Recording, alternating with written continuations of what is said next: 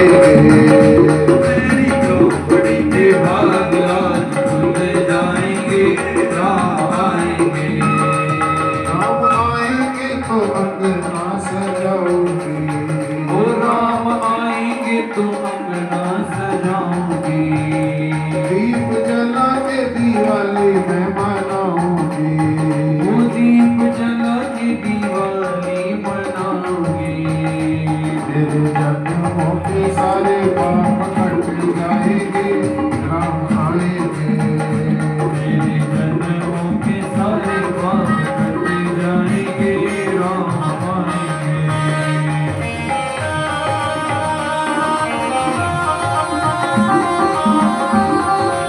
ये झुके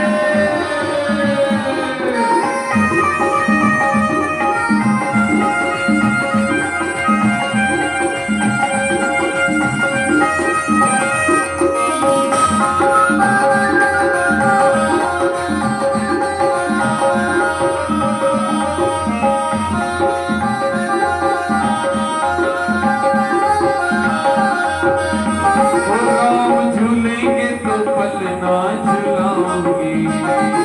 राम झूलेंगे तो पलना झुलाओगे, ओ मीठे मीठे गीत गा के सुनाओगे। ओ मीठे मीठे मैं तो भजन सुनाऊंगी।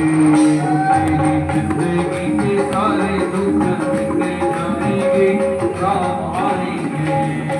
मेरी जिंदगी के सारे दुख मिट जाएंगे, राम आएंगे। वो राम आएंगे, आएंगे, राम आएंगे। राम आएंगे आएंगे, राम आएंगे। मेरी झोपड़ी के भाग आज खुल जाएंगे, राम आएंगे।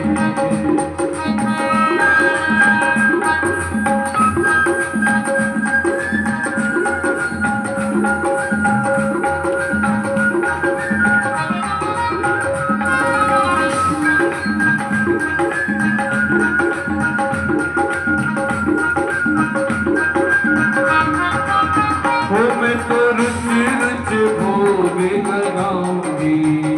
मैं तो रुचि रुचि भोग लगाऊंगी, ओ माखन मिश्री अपने राम को खिलाऊंगी। माखन मिश्री अपने राम को खिलाऊंगी।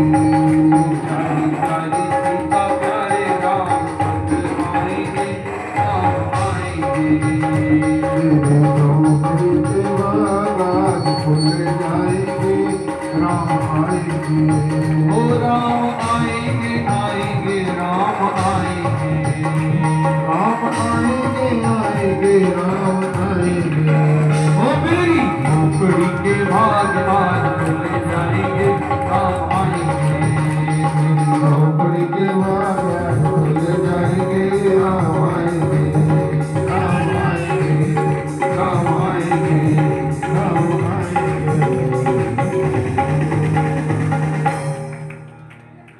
देखो भगवान की परीक्षा नहीं करनी चाहिए, भगवान की प्रतीक्षा करनी चाहिए।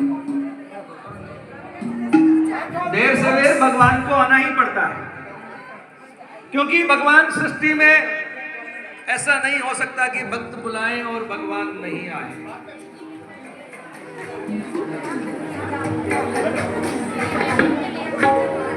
ऐसा नहीं हो सकता कि ठाकुर जी नहीं आए। आज तक तो ऐसा ना देखा गया ना सुना गया कि भगवान को किसी ने याद किया हो और भगवान नहीं आए हो। ठाकुर जी को हम याद करें और वो नहीं आए। बाबा कहते हैं कभी राम बनके कभी श्याम बनके, किसी ना किसी रूप में ठाकुर जी हमारे मध्य में हमेशा आ जाते हैं। हम प्रेम से उनको बुलाएं तो सही। बाबा लिखते हैं दशरथ जी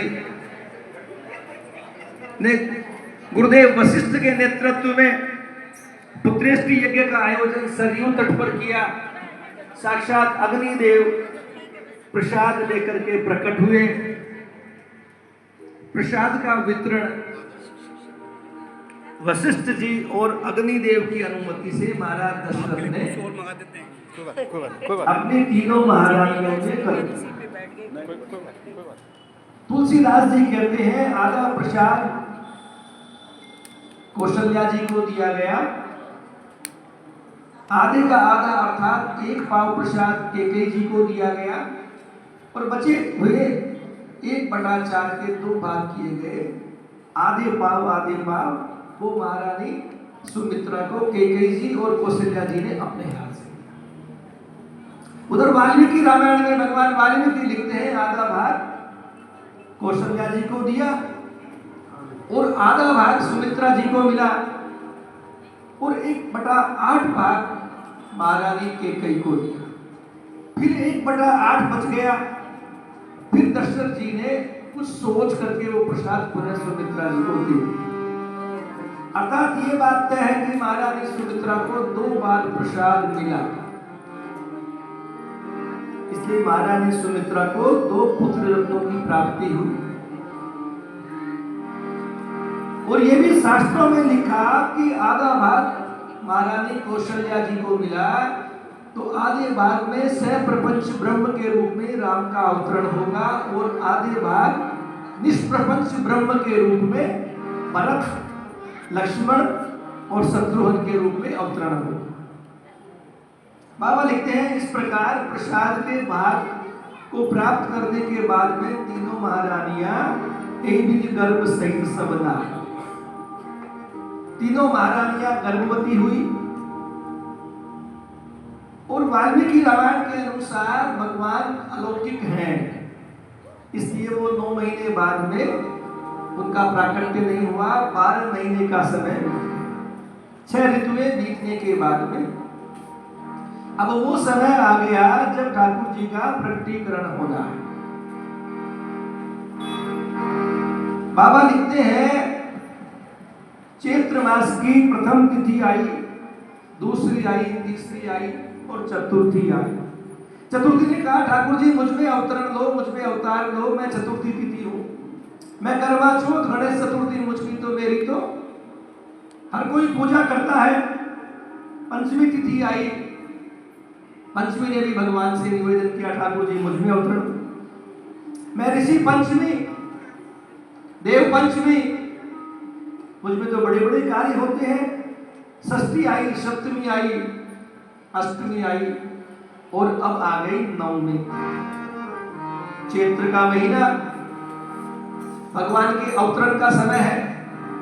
शास्त्र यह भी कहते हैं चैत्र के महीने से ही सतयुग का प्रारंभ हुआ।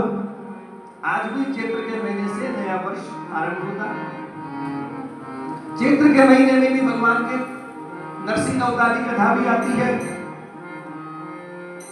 और चैत्र माह को श्रेष्ठ माह कहा गया है। बाबा लिखते हैं नवमी तिथि को मध्याह्न का समय।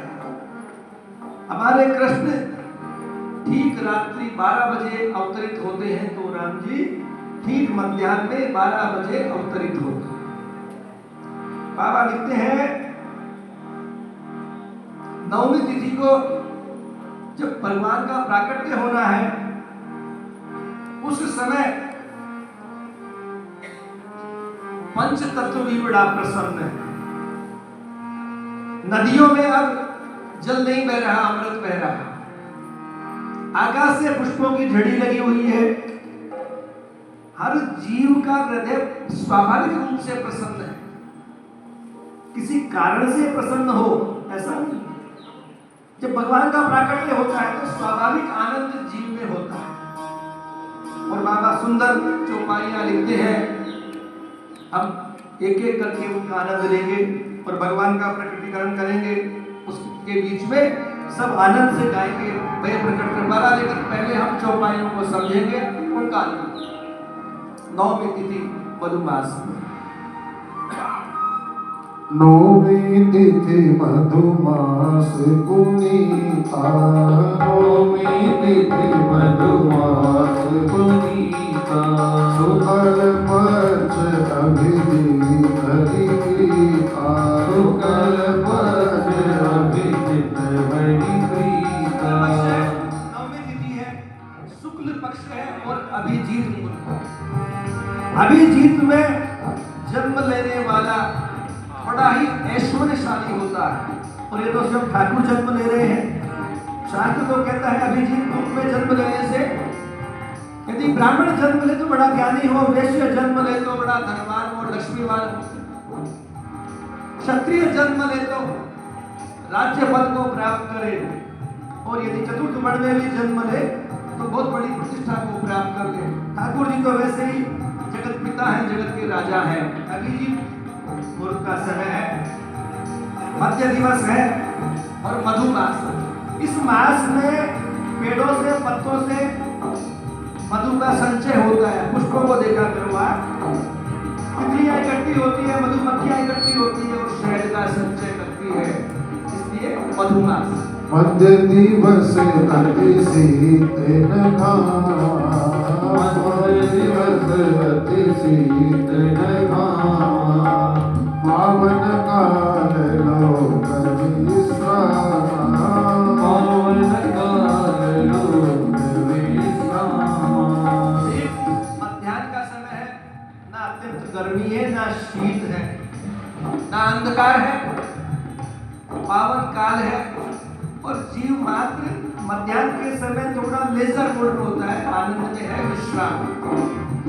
शीतल मंद सुरभि बहवाओ, शीतल मंद सुरभि बहवाओ, हर्षित सुर संतन मन जाओ, हर्षित सुर संतन मन जाओ। नदियों में सामान्य वायु नहीं बह रही, वातावरण में शीतल, मंद और सुगंधित। वायु की तीन विशेषताएं होती है, मंद मंद चले, मधुर हो और उसमें सौगंध हो, पुष्पों की, तितलियों की उड़ान की और मधु की भीनी भीनी महक हो। और बाबा लिखते हैं, मन कुसुमित गिरि गण मनियारा, मन कुसुमित गिरि गण मनियारा, श्रवहि सकल सरिता व्रतधारा, श्रवहि सकल सरिता व्रतधारा। जितने भी पर्वत हैं उन पे मणियां प्रकट हो गई, नदियों में अब अमृत बह रहा है, सरयू में आज जल नहीं बह रहा। श्रवई सकल सरिता मृत धारा, अमृत की धार बह रही है। भगवान के प्रकटोत्सव के समय यदि कोई सरयू के जल का पान करता है तो वो अमृत ही पीता है। बाबा जी और बाबा लिखते हैं, सो अवसर बिरंची जब जाना, ब्रह्मा जी ने भी देखा ठाकुर जी के प्राकट्य का समय है तो सारे देवी देवताओं के साथ में भगवान की स्तुति करने के लिए अयोध्या में आगे, दर्शन करने के लिए आगे, और उसी मध्य में महारानी कौशल्या के कक्ष में, उधर आज राज परिवार में, राज निवास में भी बड़ा आनंद हो रहा है।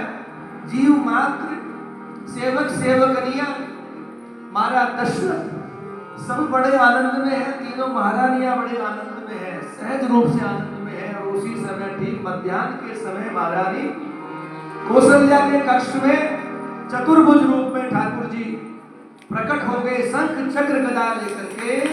भय प्रकट कृपाला दीन दयाला कौशल्या चंद्र भगवान की ठाकुर जी चतुर्थ रूप में प्रकट हुए, चतुर्भुज रूप में प्रकट हुए। और चतुर्भुज रूप में जैसे ही महारानी कौशल्या के सामने प्रकट हुई, एक आए ठाकुर जी आ जाए चतुर्भुज रूप में, शंख चक्र गदा पद्म लेकर के, तो क्या करेंगे? हम तो नतमस्तक हो जाएंगे, स्तुति करेंगे। महारानी कौशल्या भी भगवान की स्तुति अपने कक्ष में ही, सूती का कक्ष में करने लगी। भय प्रकट कृपाला दीन दयाला, सब गाएंगे और आनंद लेंगे। और भय प्रकट कृपाला दीन दयाला, कौशल्या हितकारी,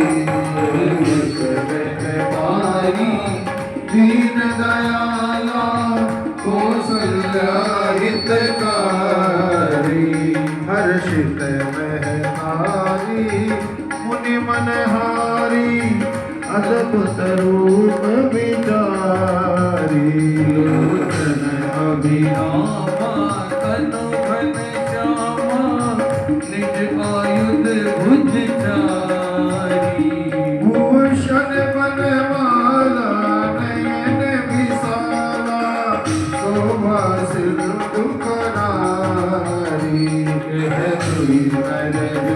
तोरी अस्तुति तोरी कही विधि करो अनंत माया गुण ज्ञाना पीत अमाना वेद पुराण पढ़ता करुणा सुख ठाकुर जी शंकर गदा पद्म लेके महारानी के सामने प्रकट हुए।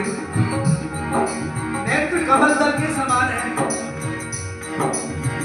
भगवान का सुंदर श्याम स्वरूप है। दीन सरोवर दीन मणि दीन दीन दर्श्याम, जो करोड़ों करोड़ों कामदेवों की छवि को भी लज्जित करने वाला है।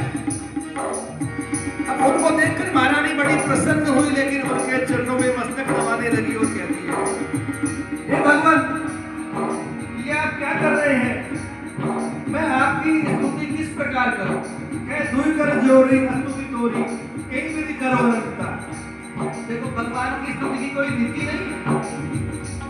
ध्रुव और प्रहलाद भगवान की स्तुति नहीं जानते थे, लेकिन भगवान को देख करके उनके चरणों में मस्तक नवाना ही सबसे बड़ी स्तुति है। तो बाबा आगे लिखते हैं, करुणा सुख सागर सब गुण आगर जहि गावहि स्तुति संता हित लागी जन अनुरागी भयो प्रगट श्री कंता ब्रह्मांड दिखाया निर्मित माया रोम रोम नति वेद करे